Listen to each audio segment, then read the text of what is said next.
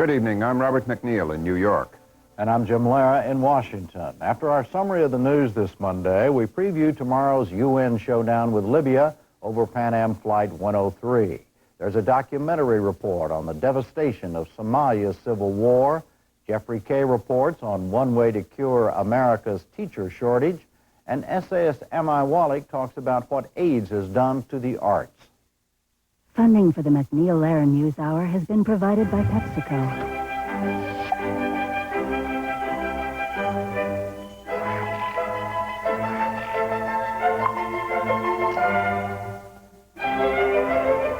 PepsiCo. Part of helping the world live and communicate better is keeping it well informed. That's why funding for the NewsHour is also provided by AT&T and by the Corporation for Public Broadcasting and viewers like you. A 9-day-old baby girl born without a brain died this afternoon. The infant known as baby Teresa was removed from life support last night at a Fort Lauderdale hospital. She had only a brain stem, which allowed for such basic functions as breathing and heartbeat. Her parents had hoped she could be declared brain dead and her organs donated to save other babies, but they failed to convince a lower court judge, and the Florida Supreme Court refused to hear the case on an emergency basis. Jim? Bill Clinton challenged Jerry Brown to a series of debates before next week's New York primary. He issued the challenge in Wisconsin today before heading to New York. Yesterday, Clinton said he smoked marijuana once or twice while a student at Oxford University in England. Brown ignored that issue today. He appeared on Wall Street and accused Clinton of hypocrisy, saying he took money from millionaires while pretending to represent the little man. Ross Perot took another step toward running for president today. He named retired Admiral James Stockdale as his temporary vice presidential running mate. Stockdale was a Navy pilot in Vietnam who was shot down and spent nearly 8 years as a prisoner of war. 28 states require an independent presidential candidate to name a running mate. Perot said Stockdale has agreed to let his name be used until a permanent vice presidential candidate is chosen. The first of several 100,000 Cambodian refugees went home today after years in exile. They were repatriated from Thailand under a United Nations-sponsored peace plan. We have a report narrated by Vera Frankel of Worldwide Television News. Despite their long exile, there seemed no urgency among the 500 men, women and children to begin their journey home. Their departure from the Site 2 border camp in Thailand was nonetheless marked by celebration, veiling the uncertainty of the days ahead. Just 25 miles separates them from their homeland. The road has only recently been declared mine-free by Thai soldiers. Even so, UN officers, whose presence is so critical to maintaining peace, were taking no chances. They provided an escort to the Sisyphon Reception Center. It's one of 6 camps set up to help sort the families, and in time return them to their original villages. This is the first time some of these refugees have set foot in their country. That they can do so at all is due only to the signing of a peace accord last October to end 13 years of war between the rival Cambodian factions and the Vietnamese-backed Cambodian government. Prince Norodom Sihanouk was among the hundreds of Cambodian villagers to cheer their return. If all goes well, all 375,000 refugees will be home within 10 months. But Prince Sihanouk is aware of the risks. Fighting has erupted between the Khmer Rouge and government forces in the north of Cambodia, the very thing which first drove the refugees from their homes. Rulers in the former Soviet Republic of Georgia today ordered supporters of the ousted president to lay down their arms by midnight. The order came after 4 towns in western Georgia were seized by forces loyal to the former president, Zviad Gamsakhurdia. Government troops began moving into the region to enforce the ultimatum. The ruling state council warned there would be no negotiations with the Gamsakhurdia supporters.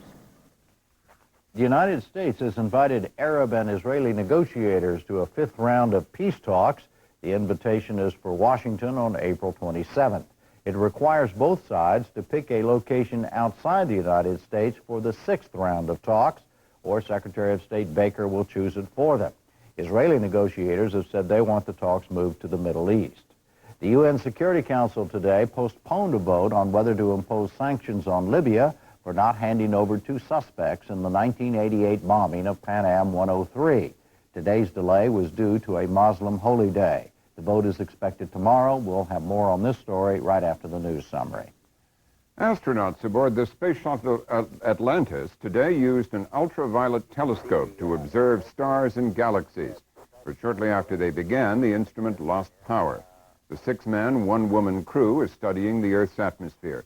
Yesterday, NASA decided to extend the mission by a day. The shuttle is now scheduled to return to Earth on Thursday.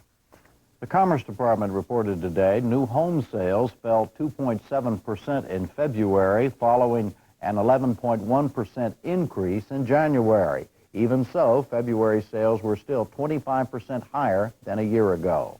An accounting and law firm reached out of court settlements with plaintiffs in a savings and loan fraud case today. The 2 firms were accused of helping Charles Keating deceive federal regulators about the condition of his savings and loan operations. The accounting firm Ernst & Young agreed to pay $63 million, and the Cleveland-based law firm Jones Day, Rivas & Progue settled for $24 million. That's our news summary. Now it's on to the UN and sanctions on Libya, Somalia's civil war, a Peace Corps for teachers in America, and an essay on art and AIDS.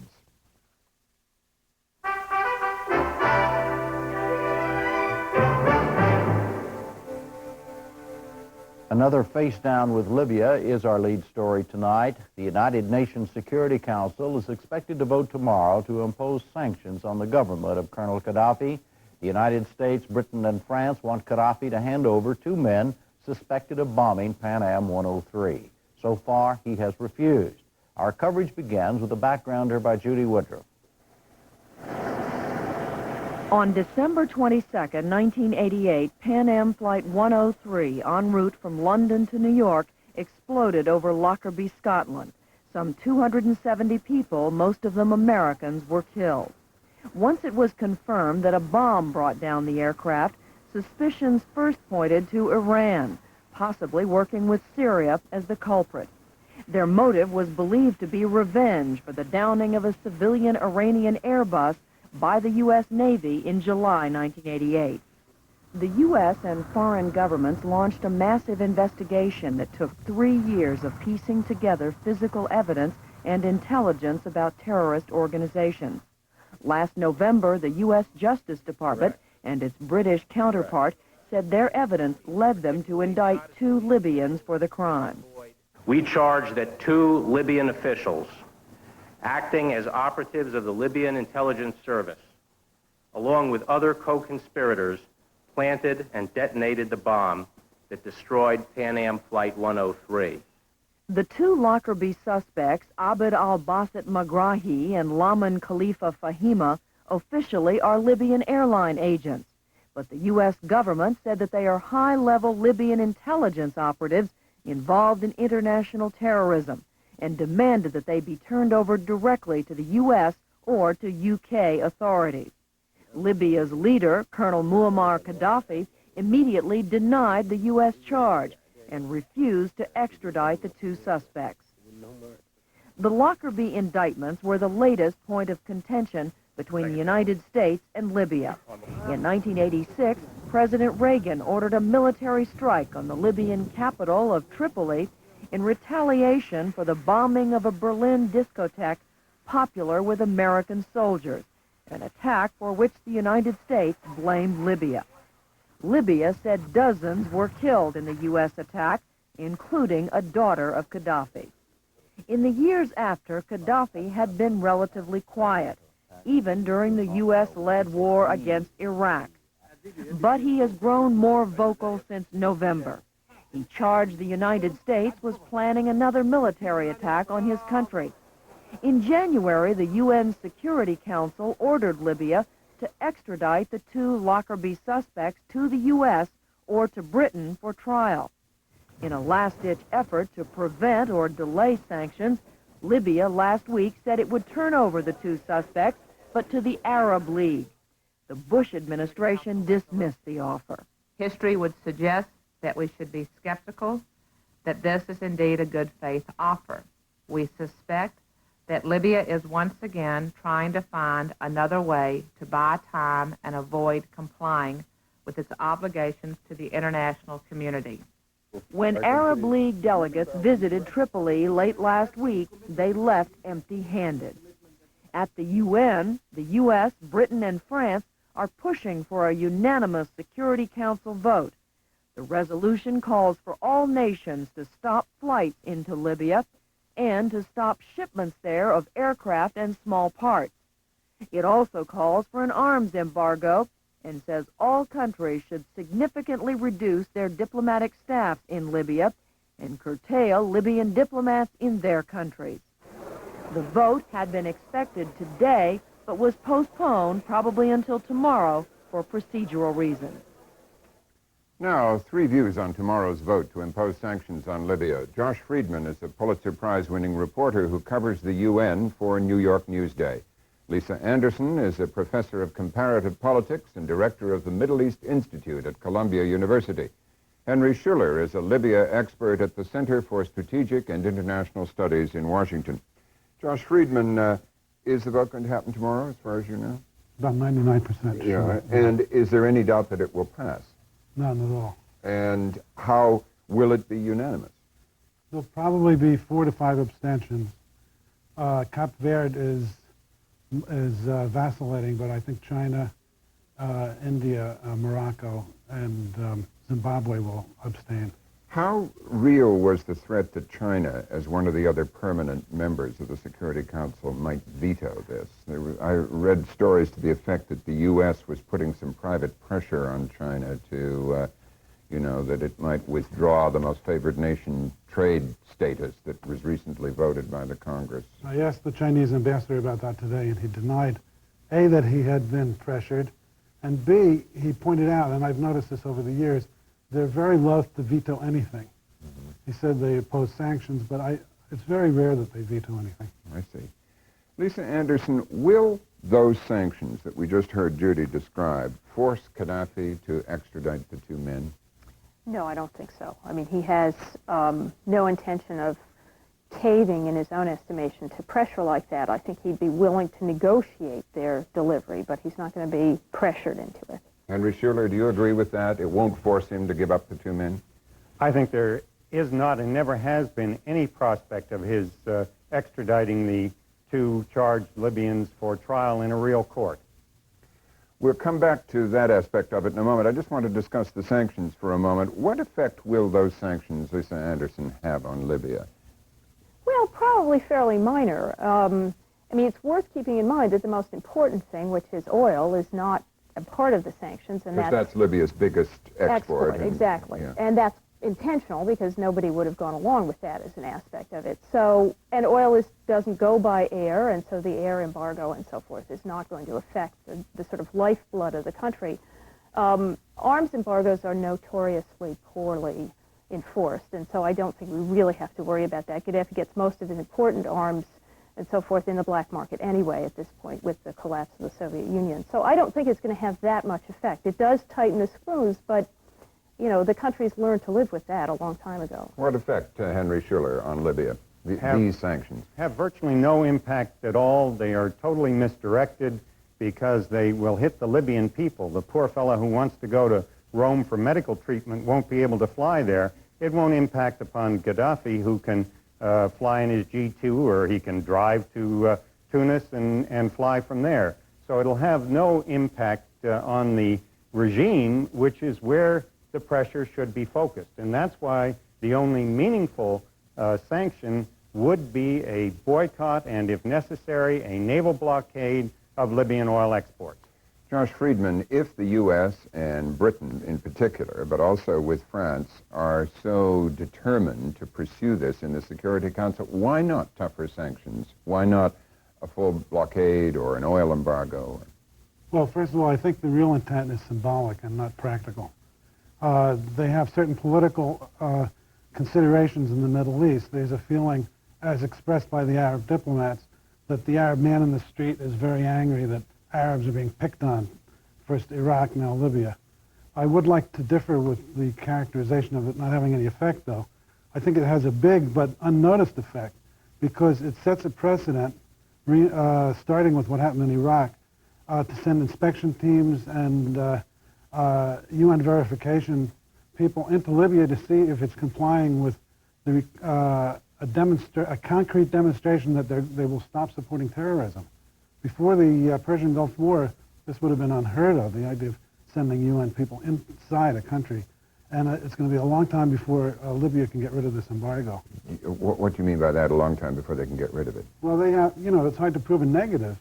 They have to prove that they're not supporting terrorism, which means the U.S., for instance, believes that they have some camps, 5 camps or 7 camps where they train Carlos and so on. How do you prove that the camp doesn't exist? People will go to the camp, say, this was the camp, you've moved it to a suburb of Tripoli, and albeit this can go on for years, it will allow teams with a U.S. component to comb through Libya, which opens them up to scrutiny that they didn't have before. Do you agree with that? The precedent is very important that the UN the Security Council is about to take? Oh, I think it is. And one of the things from the perspective of the Arab world that I think the Arab man in the street and the Arab regimes are very concerned about is that, as with the Gulf War, this constitutes a violation of sovereignty in the estimation of the countries of the Arab world. And it is very hard to meet these Which demands. is the case that Libya has taken to the International Court in The Hague, which I gather from reports today isn't likely to rule for weeks or months. Quite a long time, exactly. But as with Iraq, all of these inspection teams and so forth do constitute at least potentially infringements on sovereignty of these countries, and that's one of the reasons why there is sympathy for the Libyan cause. But isn't this, Henry Schuller, one of the things that Americans, as one of the founders of the UN, would applaud, that the UN is finally moving to enforce its edicts, which the old League of Nations failed because it never did? Isn't this a positive development in the broader sense? Well, let me say that everything that has been said about why there should be a reluctance to take on Gaddafi was, you could have said in Spain's with respect to Saddam Hussein.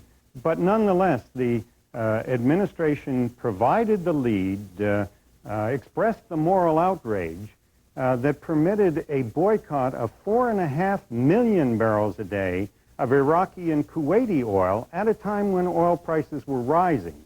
Why they do not provide the same leadership and the same steely tone to boycott less than a third of that amount of oil from Libya is very difficult to understand. Is there greater sympathy, greater interest in protecting the Emir of Kuwait's throne than protecting American citizens and the right to travel safely? I can't believe that's the signal. How do you explain that to yourself? What is your answer to that question? Well, I'm afraid that probably oil interests play a role in that. I think there is also a great hope on the part of the administration that this whole issue will simply disappear. After all, we were told from April 1986 on that Gaddafi had been intimidated and successfully stopped terrorism. On the day that the indictments were passed on the Pan Am bombers, the State Department issued a white paper that demonstrated that starting the day after the raid, there was in fact a great deal of Libyan terrorism. The day after the raid that President Reagan organized and ordered against Libya. Yes, Rahman, in April of 1986, that there was continuing terrorism. Well, why was there this massive cover-up of that terrorism? And if that cover-up had not existed, would perhaps the Maltese have been more cautious with respect to taking unaccompanied bags on board? Would Pan Am have had greater security measures? I think these are legitimate questions, and I don't think that the administration, because then Vice President Bush chaired the President's Task Force on Counterterrorism, and I don't think he wants to face that issue as the election approaches. So he hopes it'll go away. Do you have any comment on that point of view? I'm very suspicious of this indictment. I don't want to seem to be a disbeliever in the veracity of the Justice Department, but covering the United Nations for the last few years, it's been sort of like 1984. Last year's enemy is this year's ally. Next year's ally will be Orwell's 1984. Yeah, it's what happened to Syria, what happened to Ahmed Jibril. It's all it's like smoke and mirrors. So I'm a little confused. Well, there were suspicions raised at the time of the indictments that this was for some political motivation in the wake of the Gulf War. Are those suspicions alive in your mind that somehow Syria and Iran, which had been suspected of complicity in the Pan Am bombing, have been exonerated for political reasons? Those suspicions can't help but continue to be alive. I mean, it's quite clear that two people could not have done this, and that therefore either there is greater depth in this operation in Libya, or more likely throughout the sort of underworld of sort of terrorist operations. How strong does the community of you experts on the Middle East believe the case is against those two men? We think it's fairly weak. And in fact, some people believe that one of the reasons why Gaddafi was even prepared to entertain the possibility of some kind of trial is that he thinks the case is pretty weak. At least it's likely to implicate Syrians and Iranians, which would be all right with him.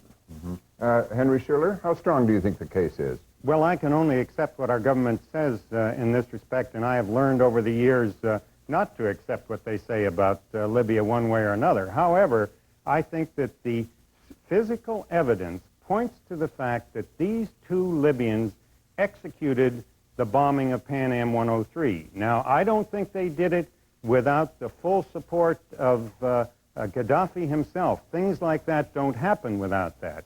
I also don't know whether Iran and Syria and Ahmed Jibril were involved in it. They may very well have been, but as in any police case, you go after the people that you have the physical evidence on, and then if you can get a wider conspiracy theory, you proceed to that. But I think we've got to start by going where the physical evidence points, and I have little doubt that points to Libya. In the United Nations circles, which you cover, is there a feeling that the U.S. and Britain have got a good case against those two men? I think they feel that, yeah, there's a good case against those two, but there's a lot of skepticism that that's the whole case. I think the feeling is that the U.S. would like to execute a sort of plea bargain situation with them, as you see with political corruption cases here, and that the reason Gaddafi is afraid to allow them to be extradited is that the case would then be built against him. And one high-ranking diplomat told me today that he felt that Gaddafi is under pressure from other countries like Syria not to let these two men be extradited. Mm-hmm. What do you see as... Gaddafi at first was adamant and denounced the indictments and said they were being made a scapegoat and all sorts of things. But recently, he's been maneuvering a little bit, hasn't he? How do you read his recent movements? Well, I think... They're going to the Arab League, for instance. I think he's testing the waters in a negotiation. He doesn't know how far the United States is actually providing an ultimatum, or this is a negotiating position on our part.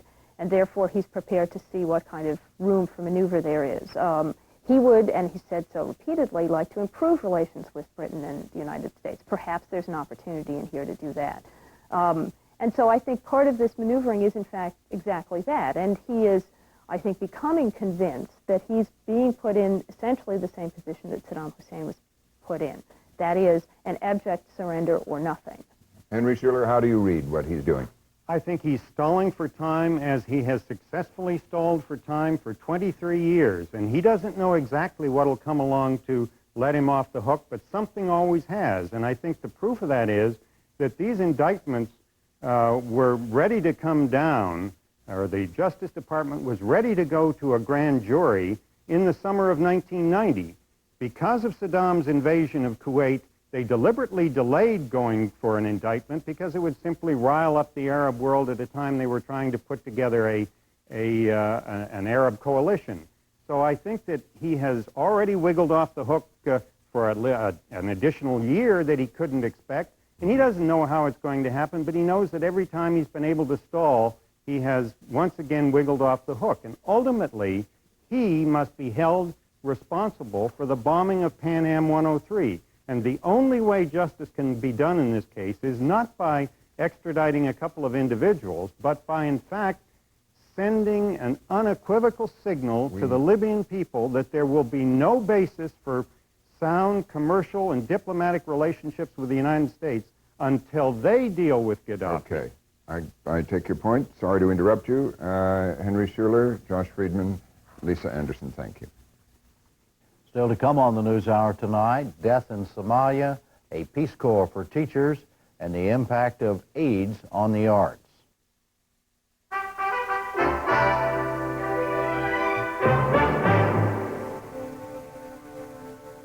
We go now to another part of Africa where the United Nations is having a much harder time working its will. In the East African country of Somalia, a land of 6 million people, there's been a civil war going on for more than a year. The UN tried to arrange a ceasefire recently, but it collapsed. Special correspondent Edward Jaraday reports on the war and the suffering it has brought. Somalia, an impoverished, arid country largely populated by nomads and farmers. Once colonized by the Italians and British, Somalia later became a strategic pawn in the superpower struggle for the Horn of Africa. For the past 4 months, renewed civil war has raged in and around Somalia's devastated capital, Mogadishu, a city split into north and south by the fighting.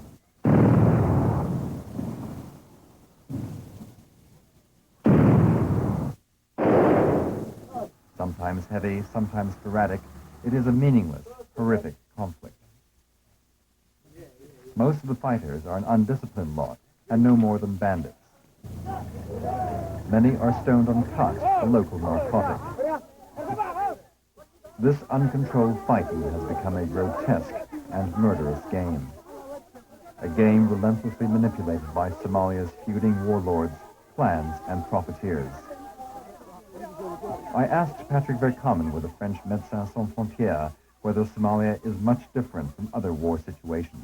For myself, it's quite different, yes, indeed. I think it's the worst thing I have ever seen in all the different missions I've been. And most of the people say it so. It's really something, when you arrive, you're really shocked by what you see. Because I think what's really shocking is to see the children and the women arriving totally destroyed by shells or mortars. And also you can see the devastating effect of those automatic war weapons, and that's really shocked, because I think it's one of the only places where a war like this is happening in the town, and where the background is in fact the Somali population.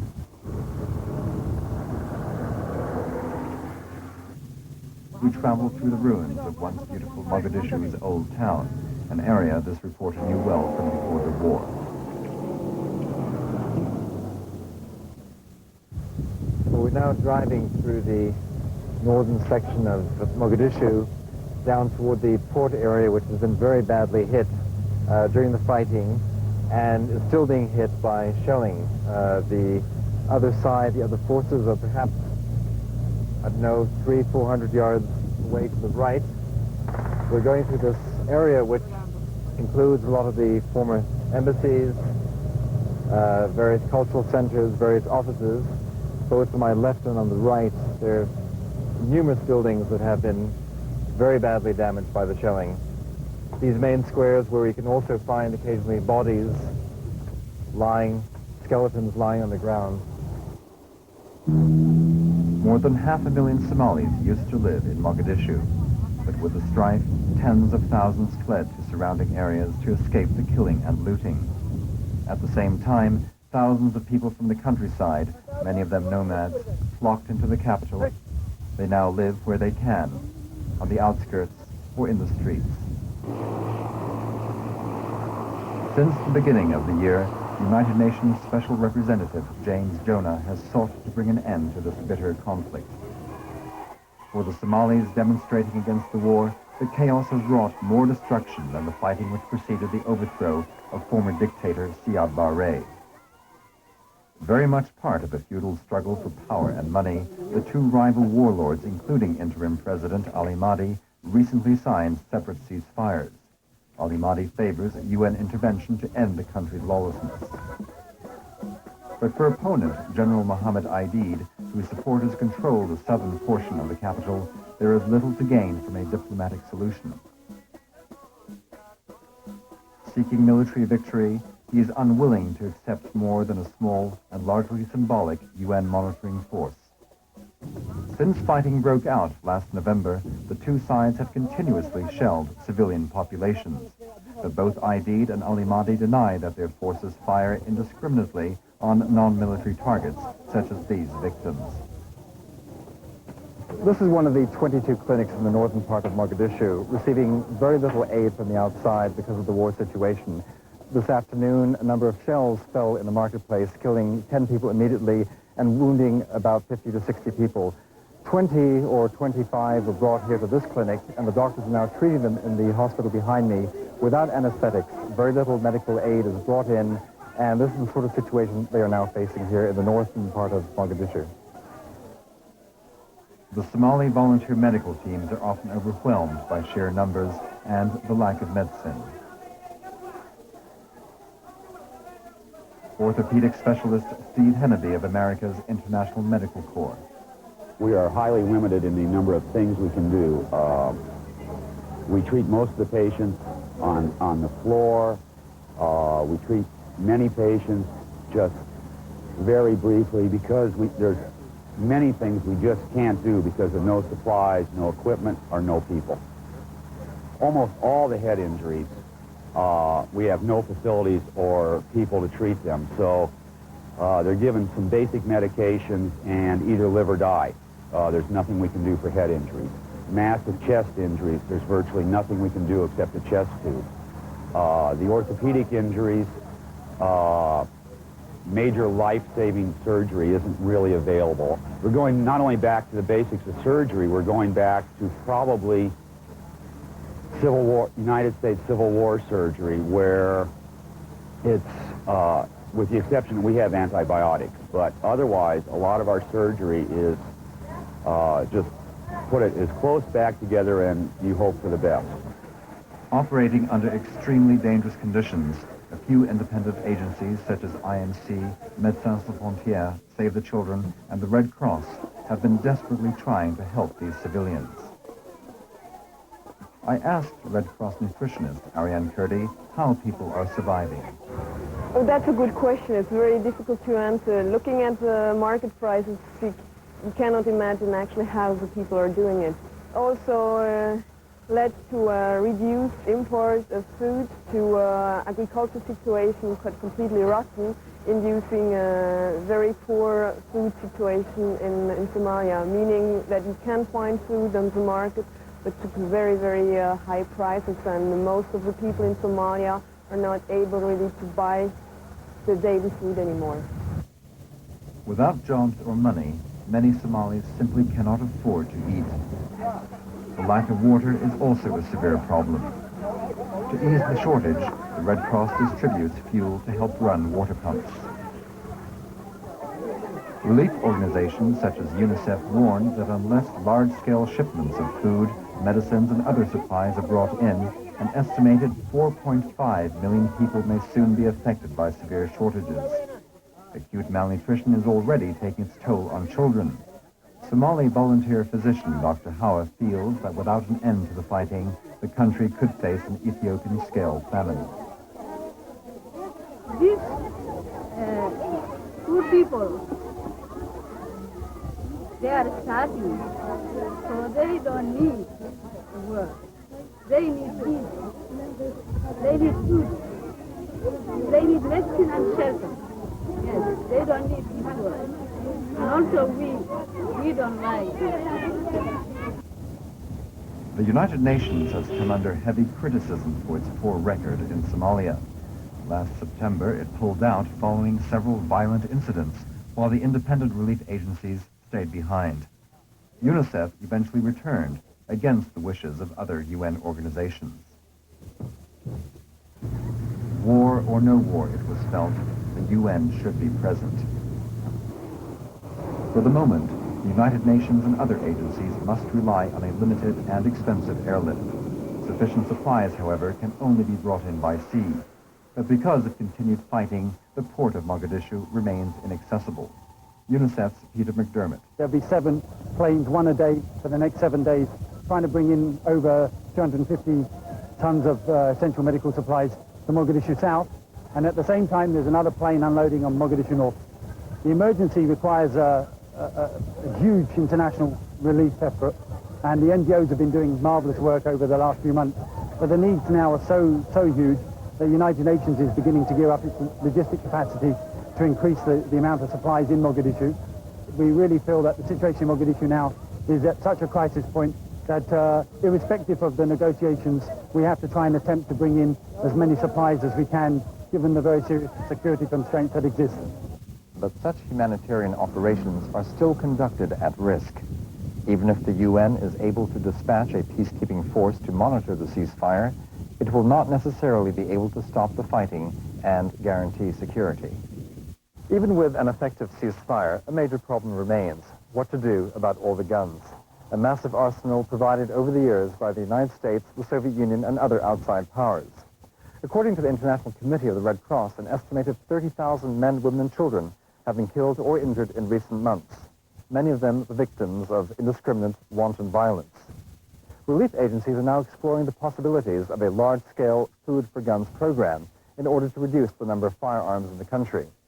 For all too many Somalis, killing for survival or simply for power has become a way of life.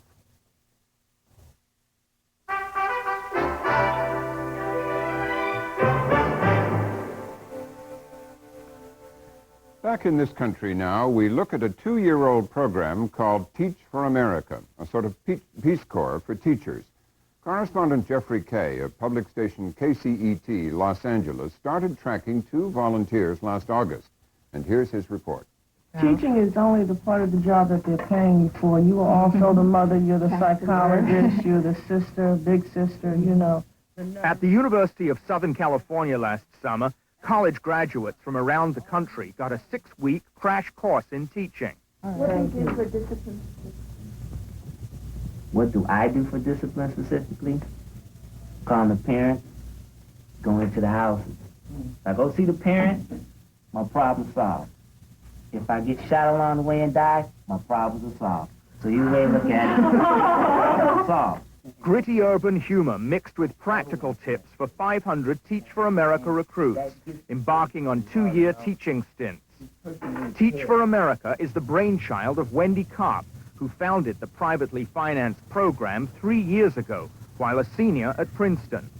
The idea here was to build this aura of selectivity and status and service around teaching, recruit people aggressively who didn't major in education, and try to channel a lot of that energy into the educational arena, which is where we, one place where we absolutely need the attention of our most talented minds. This is my magic tube. Everyone say, ooh. What we're doing here and what makes this so challenging is that we're putting people who have never experienced failure in classrooms with students who have never experienced success. In 2 years, a total of 1,100 Teach for America recruits have become classroom instructors. 11 school districts in 7 states pay them starting salaries. The training qualifies them for emergency teaching credentials. At least in a lot of other societies, the teacher is seen as a much more professional person, and in our society it's not seen that way.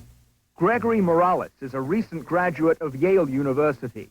He postponed medical school to teach.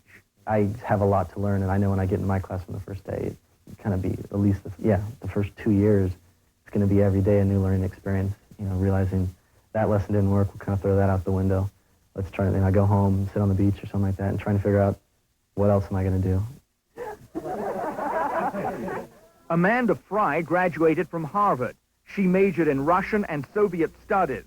Fry had few illusions about inner-city students. I can reasonably expect to have, 2 or 3 kids in my class that are being abused. I can reasonably expect to have kids that were born on withdrawal, people whose parents were using drugs before they were born. I don't anticipate a lot of troubles, just because I'm so looking forward to it. I'm looking forward to it more than I think. This is like Christmas and birthdays of the last 21 years all rolled up into one. Fry received an unusual and unexpected assignment, a special education class of 6th and 7th graders. What are these 4 letters? Fry soon discovered that her students at Vanguard Middle School in Compton had a wide range of abilities and problems. One boy, Yancey, presented a particular challenge.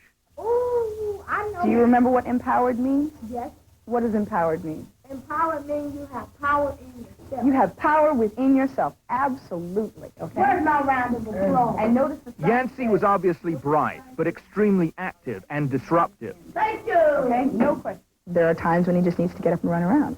There are times when I don't say, you know, go back and sit in your seat because he needs to blow off some steam because he's got a lot of energy. Another student, Markeith, was years behind in reading and writing. Please, I like it. I want everybody to be able to read by the time they're out of here. That's first and foremost most important. I want everybody to be able to do basic math. But first was the matter of basic discipline. You are going to cooperate and you are going to share. Okay. I need your assurance. Yancey, I'm not done yet. Yancey. I need your assurance. Yancey, do we have a date? Come here. No, but there have been too many problems. We'll work on it. It's only the second day. What's your name? Gregory Morales wound up teaching chemistry at Linwood High School in South Los Angeles. What do you guys know about chemistry? Like, what type of things, you know, just off the top of your head from your 11 years of school, what's chemistry to you?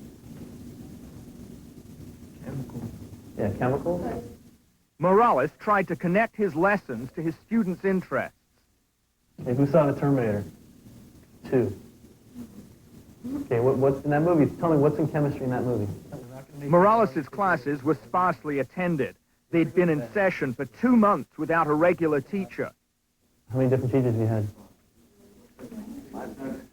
7 different teachers? Morales had an uphill battle. Not only had his students been without a permanent teacher, some had no books. Equipment in the class didn't work. Even the clock was 3 hours off. But Morales was optimistic. What's your impression so far of the kids? I really like them. I mean, there are really some intelligent kids here. I don't expect any people like to just blossom the first day. I think it's going to take time. Plus, I mean, for so long, they've been used to this coming to this period and doing nothing. I say loud and clear, in a beautiful voice. We are empowered. We make a difference in life. 5 months after we first met her, Amanda Fry's energy and enthusiasm seemed undiminished. We are committed to excellence in lifelong learning. Excellent job! Wonderful! All right, great. When we were here before, you said that it's like Christmas and birthdays of the last 21 years all rolled into one. I mean, that's what you said. Do you still feel that way? Oh, there are up days and down days. I mean, I'd be lying if I didn't say that there were some days that I was, do I have to go to school again? But for the most part, I don't know. I feel really good about being here. Big our students say yes to education and no right. to drugs. What about Markeith, who last time we were here was barely able to read? He's doing fine. I was able to get reading books, and he's just about completely polished off the first one, and I'm about to move into the second one, and he's racing through at breakneck speed, and he's really making an awful lot of improvements. What I like about myself, I have a lot of talent, and I'm very smart. And I also love myself. Another success story is Yancey. Fry was able to move the hyperactive youngster from her special education class to a regular one. Her goal is to mainstream more students. And to be in a nice classroom, and I dress proper. Come on. While Amanda Fry has her share of successes, there are also frustrations. Some of her students are victims of abuse or neglect and need more than classroom teaching. She hopes to overcome some of their problems with healthy doses of lessons in self-esteem. And this is great. This is excellent. You guys should feel real good about yourselves. I feel pretty good about you. Did they hear this at 11:30 at night, right?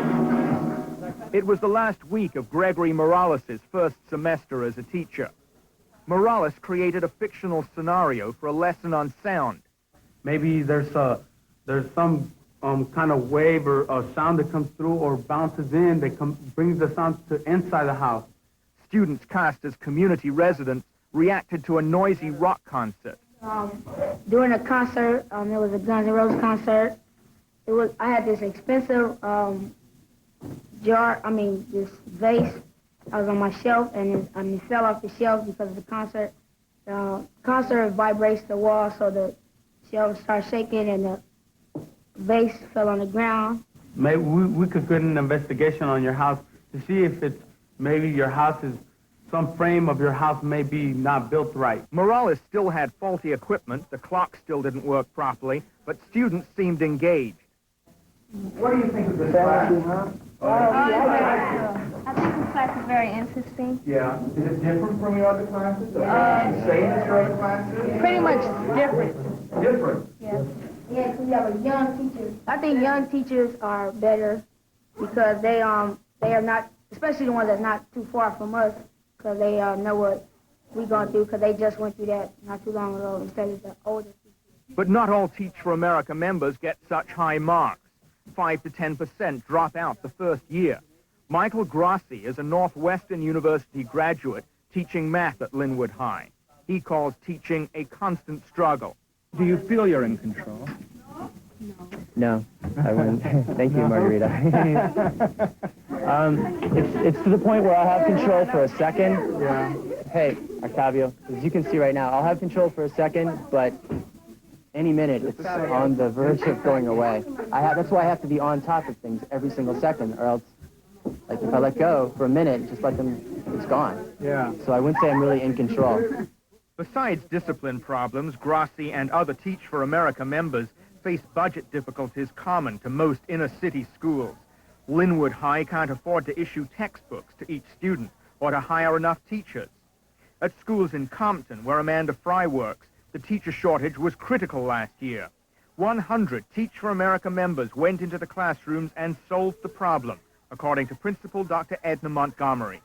If we had not had those teachers last year, we would not have been able to fill those positions. Quite frankly, I wondered, what was that school year going to be like? How many classes would I have to take? How many classes would the other support services personnel have to take if we did not get teachers? At Linwood High, Teach for America also helped ease staffing problems, but didn't solve them. Because of the continuing teacher shortage, Gregory Morales' students were transferred in and out of different science classes, despite his earlier promise that they wouldn't be. Have these kids gotten a quarter's worth of education? When I did on their final test, they took that yesterday, the written part, and I gave them stuff from the stuff beforehand. I gave them some material from the chapters they took before they got me. Yeah. And it seems like they didn't retain much. Amanda Fry also felt the impact of the budget crunch.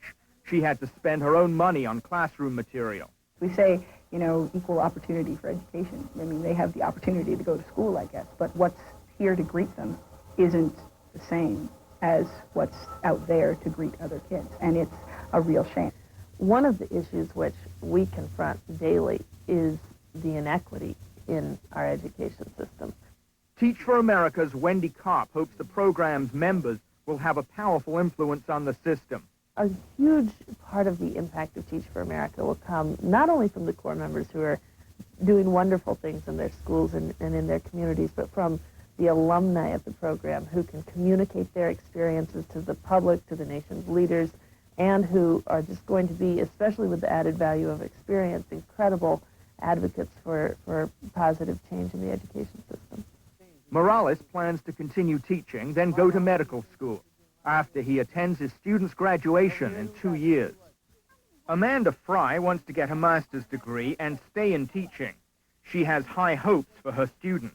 They all have abilities. The saddest thing in the world is they don't know about them yet, you know? I wouldn't be surprised to see, you know, a rocket scientist or a lawyer or a doctor or a president come out of this classroom. You know, I mean, they're really, really good kids, and they have a lot going for them. There's so much that they can do if they if somebody gives them the tools to actually unlock what it is in there. Even though they welcome enthusiastic teachers like Amanda Fry and Gregory Morales, educators familiar with Teach for America say it's too early to evaluate the program's results. There's no telling how many Teach for America members will actually stay with education. Teachers' union officials caution that at best, Teach for America offers only a short-term fix for a wide range of problems.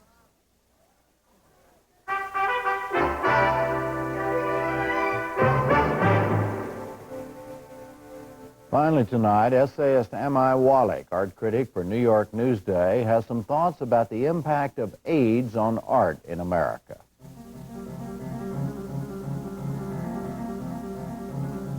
I have a poisoned hand, I have a bitter voice, I look death in the face, I have no voice. Not long after his body began its slow deterioration from AIDS, the baritone William Parker invited 15 American composers to write settings for 15 poems that 15 poets have written about the plague. AIDS Quilt Songbook 1992 just had its first public performance in Berlin. The songbook, like the AIDS quilt, and the scores of paintings and plays on the subject that inspired it, has added something tangible, something beyond the death toll to our understanding and to our culture.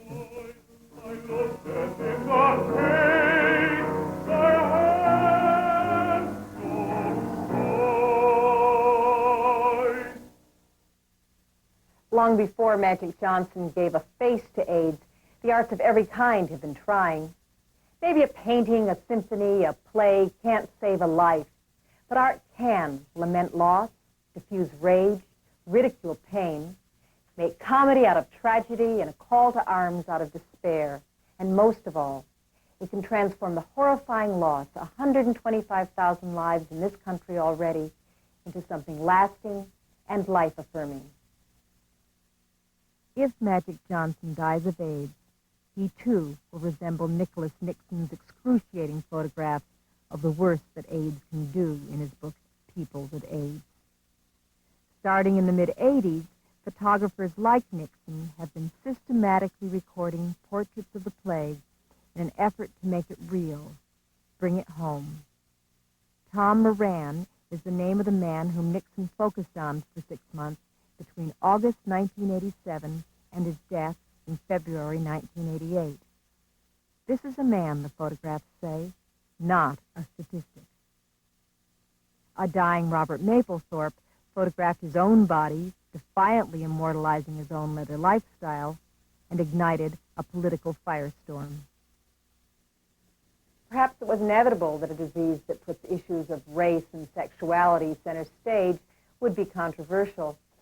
And particularly in those early stages, the communities most affected wanted their art to grab people in the gut, shake them up, make them pay attention.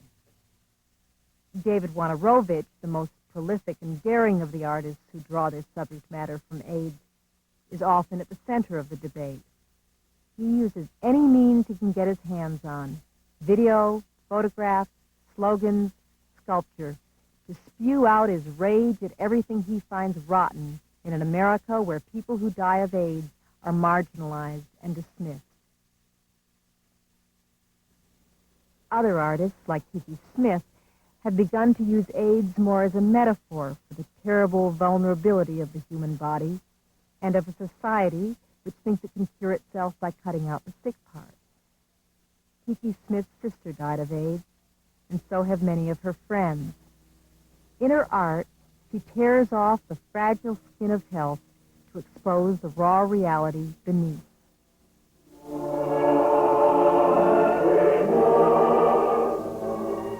The dancer Edward Stearley took his HIV-positive diagnosis in 1987 as what he called a wake-up call to make meaning out of it all. He was 22 when he died 4 years later, but he left behind 2 searing, majestic, elegiac dances that transcend grief.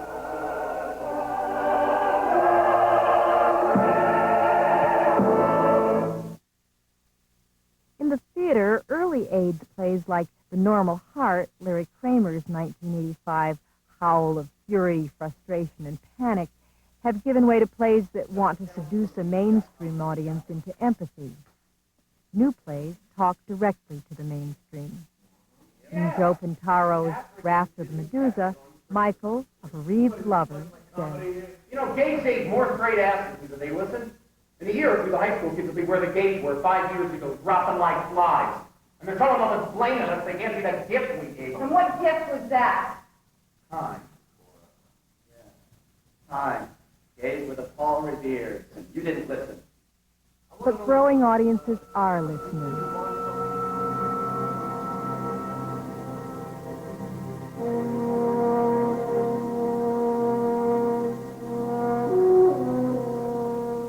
John Coriano's Symphony No. 1, popularly known as the AIDS Symphony, has been performed across the nation, most recently at the New York Philharmonic. It's gained a passionate following. The Chicago Symphony's recording has spent weeks on Billboard's top 10 list. I never knew when I dreamed of holding all those men that there would be so little time for that embrace. Clearly, art has something to say to those who are dying of AIDS, and to those who don't even know anybody who has it. Those on the front lines say, maybe art can't save lives, but it can help the rest of us live. Would I have clung to you?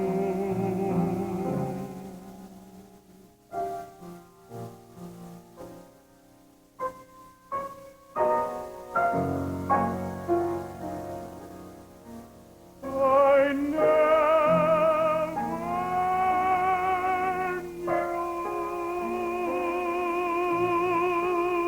knew.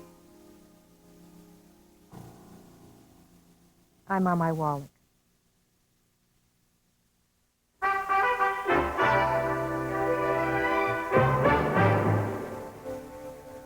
Again, the main story of this Monday. The 9-year-old infant known as baby Teresa died. She was born without a brain, and her parents had hoped to have her organs transplanted to other children, but Florida courts refused to allow it.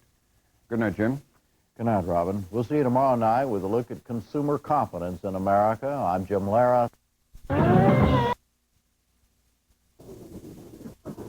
You may be uncomfortable, but you've got your clothes on. Oh, very good.